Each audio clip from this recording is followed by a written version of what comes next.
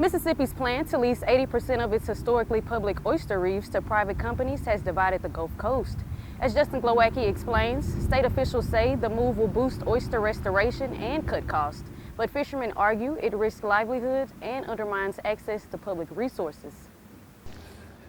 That's how it usually is. When it's time to start talking, it's already too late. State officials believe private investment will accelerate restoration of reefs damaged by the 2019 Bonnet Carré spillway opening. Because we lost, thousands of acres of oysters, and it's a very costly endeavor to rebuild those all back at once by the states.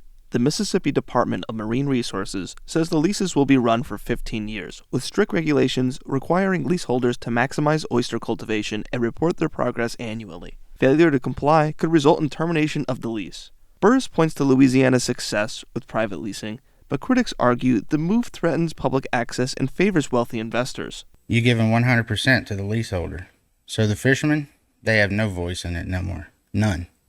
So if they work it, 50% of what they make goes to the deal. Fishermen like John Livings say the plan not only cuts into their income, but also threatens the tradition of public access to natural resources. And our kids that are growing up, they no longer have the opportunity to go out there and publicly learn and do. Fishermen have also criticized the state for a lack of transparency. Livings, who chairs the Oyster Task Force, says even his group wasn't informed. They said that they let everybody know adequately about this whole process when the task force didn't even know.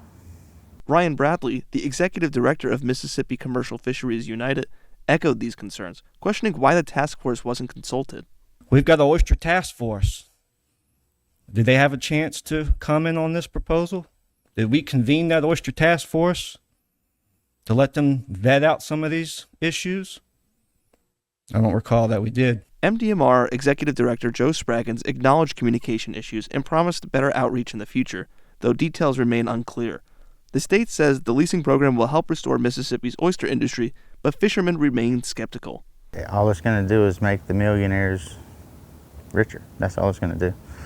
I'm Justin Glowacki, reporting for the Roy Howard Community Journalism Center. The application period for leases closed last month in December, with 80% of the state's restoration area now under private control.